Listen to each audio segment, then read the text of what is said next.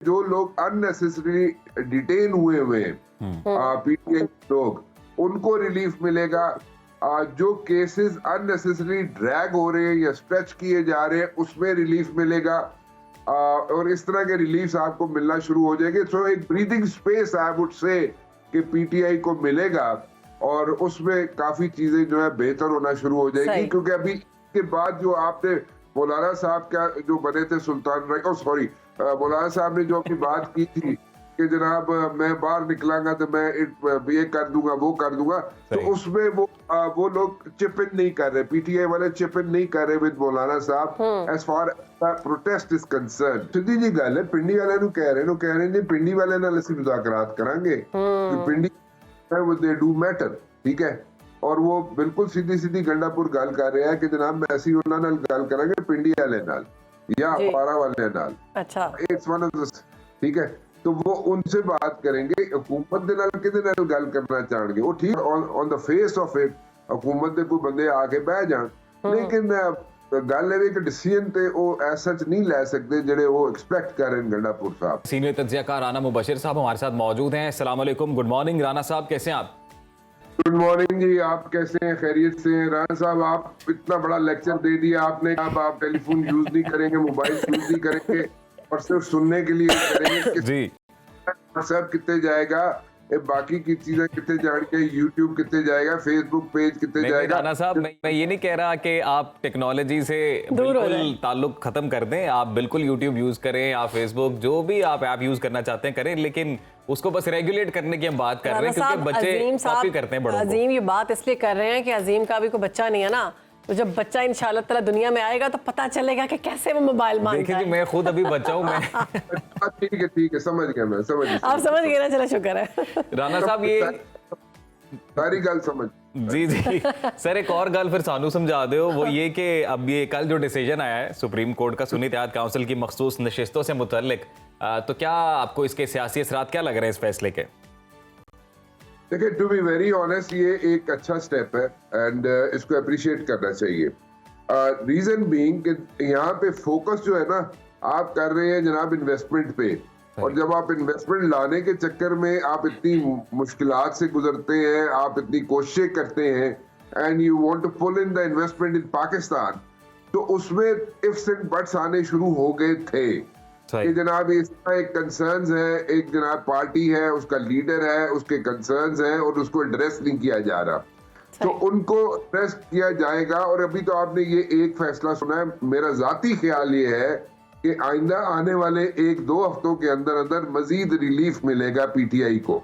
अच्छा, और उसमें कई चीजें जो है, एक तो ये रिजर्व सीट्स का मसला था, फिर उसके अलावा कई चीजें ऐसी हैं जो सामने आना शुरू हो जाएंगी। प्रॉबेबली मेरे ख्याल में बिफोर टाइम होगा ये सारी चीजें बताना, लेकिन आई पर्सनली थिंक कि काफी रिलीफ मिलेगा in another like week 10 days time. Rana साहब किस तरह का रिलीफ मिल सकता है आपको लग रहा है? कोई सजाओं में रिलीफ मिलने का इम्कान है या फिर सियासत में भी रिलीफ मिलेगा, या फिर बाने पीटीआई आ रहे हैं वापस?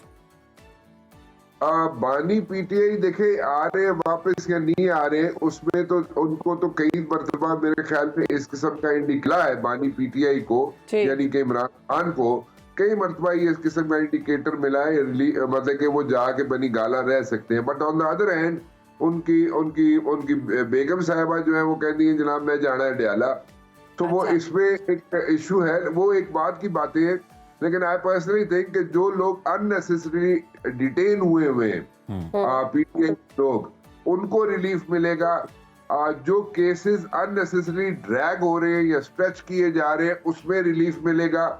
और इस तरह के रिलीफ आपको मिलना शुरू हो जाएंगे। सो एक breathing space I would say कि पीटीआई को मिलेगा और उसमें काफी चीजें जो है बेहतर होना शुरू हो जाएगी, क्योंकि अभी के बाद जो आपने मौलाना साहब क्या जो बने थे मौलाना साहब ने जो अपनी बात की थी कि जनाब मैं बाहर निकलांगा तो मैं ये कर दूंगा वो कर दूंगा, तो उसमें वो लोग चिप इन नहीं कर रहे, पीटीआई वाले चिप इन नहीं कर रहे विद मौलाना साहब as far protest is concern, कि वो प्रोटेस्ट में उनके साथ शामिल नहीं होना चाह रहे।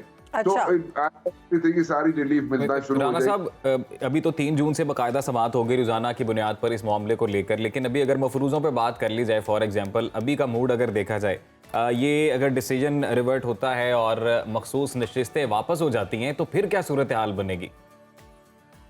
देखिए, ही विल बी, यानी कि PTI will be in better position, ठीक है। वो अपने आप की पोजीशनिंग अपनी ठीक कर सकेंगे, और पोजीशनिंग अपनी ठीक करने के साथ साथ जो प्रेशर माउंट हुआ है गवर्नमेंट पे, वो तो बढ़ता जाएगा दिन ब दिन, वो कम नहीं होगा।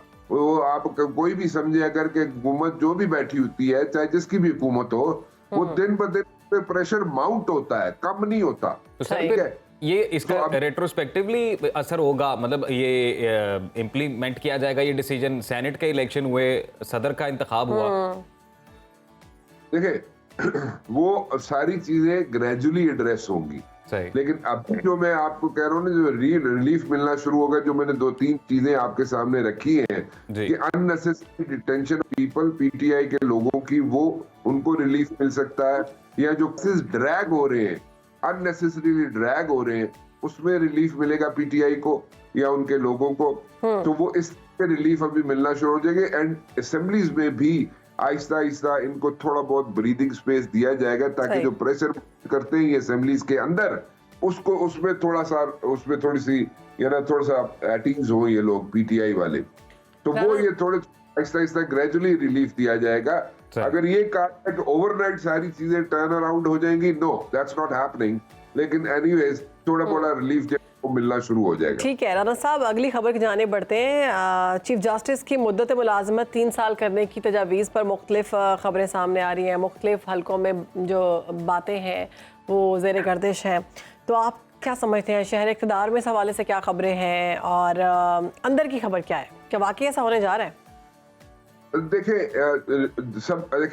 सबसे मतलब लाइफ टाइम में पहली मर्तबा एयर चीफ को यहाँ पे एक्सटेंशन मिली है, तो अगर आप एक जस्टिस को भी देना चाहते हैं एक्सटेंशन, तो who can stop you? Nobody can stop you from doing that, so there's no stopping to it, and if somebody has made up his mind, तो वो तो फिर मिलेगा, उसमें तो कोई रुकावट नहीं है। तुसी भी जो मर्जी कर लो, मैं जो मर्जी कह लूँ, साढ़े कहने नाल तो कुछ होना ही नहीं है। तो वो देना किसी ने उनको एक्सटेंशन, या if somebody thinks that he is going accordingly and smooth, उसकी सेलिंग है, अननेसेसरी यहाँ पे इश्यूज नहीं खड़े कर रहे, जैसे हमने पास्ट में देखा कि जनाब यहाँ पे हमने कई एग्जांपल्स हैं, इफ्तिखार चौधरी साहब के जमाने की जो एग्जांपल बार बार दी जाती है, वो अगर ज़हन में की जाए कि जनाब स्टे ऑर्डर, फलाना संडे केस एंड फला केस, तो वो उसमें इन चीजों को अगर मद्देनजर रखा जाए, तो मौजूदा चीफ जस्टिस की परफॉर्मेंस को रखा जाए, तो मेरे ख्याल में इसलिए ये चीजें डिस्कस हो रही हैं, और इसलिए ये बॉल थ्रो की जाती है मार्केट में या जर्नलिस्टिक लोगों के सामने, कि उनका फीडबैक लिया जाए, फीडबैक की है।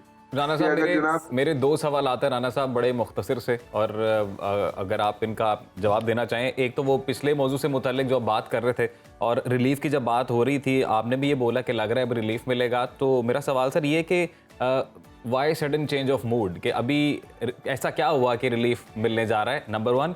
और नंबर 2 सर, ये जो एक्सटेंशन के रवाज हम इनसे कह लें, या जो एक्सटेंशन वाले मामला आते हैं किसी भी ओहदे को लेके, में होता है या ओवरऑल ये ट्रेंड है पूरी दुनिया में, जब जरूरत पड़ती है हो सकता है ये? देखिए, नॉर्मली तो ये होता नहीं है, टू बी वेरी ऑनेस्ट, ठीक है। हाँ, इमरजेंसी केसेस में, यहाँ पे इमरजेंसीज हो, किसी किस्म की इमरजेंसीज हो, वहां पे दीज थिंग्स डू हैपन, ठीक है, वहां पे एक्सटेंशन दी जाती हैं, ठीक है, और ताकि फ्लो रहे, क्योंकि जो भी बंदा नया आता है उसको आके सेटल डाउन होने में इट टेक्स टाइम, ठीक है, उसको 2-3 महीने कम से कम लगते हैं सेटल डाउन होने में, चीजें एब्जॉर्ब करने में, तो वो चीजें, वो टाइम स्पेन वेस्ट ना हो, इसलिए एक्सटेंशंस दी जाती हैं, और कई ममालिक में दी जाती है, लेकिन ये कोई रेगुलर रूटीन नहीं है। इमरजेंसी केसेस, लाइक इमरजेंसी से मुराद यहाँ पे इकोनॉमिक इमरजेंसी हो सकती है, या किसी और किस्म की इमरजेंसी हो सकती है, तो इन चीजों को माइंड में रखते हुए वो एक्सटेंशंस दी जाती है। अदरवाइज क्या कोई सिक्योरिटी के इश्यूज हो, तो आपको, जैसे मैंने एयर चीफ की बात की, तो अगर नया चीफ आएगा तो उसको सेटल डाउन होने में 3 माह डेफिनेटली लग जाएंगे। बिल्कुल तो ऐसे ये ही है। चीजें के एक्सटेंशंस दी जाती हैं, लेकिन ये कोई नॉर्मल रूटीन नहीं है। दिस इज नॉट अ और सर नॉर्मल। तो राना साहब आपकी इस पे क्या राय है, ये होना चाहिए या नहीं होना चाहिए? देखें, आप तो बड़ा स्पैनर सुटिया तुसी मनु सवेरे सवेरे, खैर एनीवे। लेकिन द पॉइंट इज, देखें वही है, वही उसी चीज पे मैं स्ट्रेस करूंगा, उसी चीज पे मैं फोकस करूंगा कि it's all about the situation, what situation we are going through. If the situation is like everything is hunky dory and everything is going smooth, तो चलो फिर तो ठीक है। Okay. लेकिन अगर ना जड़ियां ने वो कोई रॉकी सिचुएशन आ जाती है तो फिर रहने दो। एंड तो फिर उसमें रह नहीं दो। लेकिन मैं थोड़े गल अच्छी लगी, ਤੁਸੀਂ ਇਸ ਤੋਂ ਗੁਫ਼ਤਗੂ ਦੇ ਆਗਾਜ਼ ਹੀ ਕੀਤਾ ਕਿ ਤੁਸੀਂ ਜੋ ਮਰਜ਼ੀ ਕਰ ਲਓ, ਮੈਂ ਜੋ ਮਰਜ਼ੀ ਕਰ ਲਾਂ, ਹੋਣਾ ਉਹੀ ਹੈ ਜੋ ਹੋ ਕੇ ਰਹਿਣਾ ਹੈ। ਇਹ ਦੇਖੋ ਨਾ, ਐਡਾ ਲੰਮਾ ਲੈਕਚਰ ਦਿੱਤਾ ਹੈ ਤੁਸੀਂ ਲੋਕਾਂ ਨੇ ਬਹਿ ਕੇ ਫੋਨ ਤੇ, ਬੱਚਿਆਂ ਨੂੰ ਫੋਨ ਨਹੀਂ ਦੇਣਾ। और राणा साहब के बच्चे ही कोई नहीं, तो अच्छा राणा साहब आप बच्चे नहीं। अली अमीन गंडापुर कहते हैं कि गैर मुतल्लिका लोगों से मुज़ाकरात की हमें कोई ज़रूरत नहीं है और उन्हें मालूम है कि वो कौन हुकूमत कर रहा है और कौन डमी है। ये किसको कह रहे हैं? सीधी जी गल है, पिंडी वाले नु कह रहे हैं जी, पिंडी वाले नाल ਅਸੀਂ मुज़ाकरात करांगे, पिंडी है वो दे डू मैटर, ठीक है। और वो बिल्कुल सीधी सीधी गंडापुर गल कर रहा है कि जनाब मैं ਅਸੀਂ ਉਹਨਾਂ ਨਾਲ ਗੱਲ ਕਰਾਂਗੇ पिंडी वाले नाल या पारा वाले नाल। अच्छा, इट्स वन ऑफ द, ठीक है। तो वो उनसे बात करेंगे, हुकूमत दे नाल किदे नाल गल करना चाहणगे, वो ठीक on the face of it हुकूमत दे कोई बंदे आके बह जान, लेकिन गल है कि डिसीजन ते वो ऐसा सच नहीं ले सकते जेडे वो एक्सपेक्ट कर रहे हैं गंडापुर साहब। बिल्कुल तो सही। Basic he's I would say he's giving a reality check, Gandapur reality check दे रहा है। सही। तो आगे अब इतलात ये भी आ रही है कि नून लीग चाहती है कि पीपल्स पार्टी जो है बजट से पहले पहले शामिल हो जाए हुकूमत में। पीपल्स पार्टी के क्या इरादे हैं? आपको लगता है बजट से पहले वो आएंगे? अभी तक जितनी सिचुएशन देख रहे हैं इतलात तो यही है कि बजट के बाद भी शायद नहीं आएंगे। यार मेहरबान, हर महीने बजट आंदा है थे, हर 15 दिन बाद बजट आंदा है। जून वाला बजट? अच्छा, जून वाला बजट तो खैर ठीक है, वो तो एक कंपल्सन है, ठीक है। लेकिन वैसे तो हर 15 दिन बाद बजट आ जाता है थे।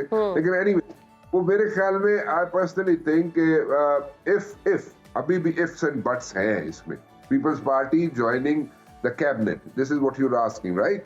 तो अगर if you are asking about this thing, तो अभी भी इफ्स एंड बट्स हैं। ये जो आप खबरें देख रहे हैं ना कि जो उन्होंने डिसाइड कर लेता है और वो जनाब फॉरेन मिनिस्टर बिलावल साहब बन जाएंगे, ठीक है। फॉरेन मिनिस्टर बिलावल साहब जेडे बड़े सन या बन सकते हैं बिलावल साहब, अगर तो वो परफॉर्म कर सकते हैं Bilawal Bhutto Zardari as a foreign minister.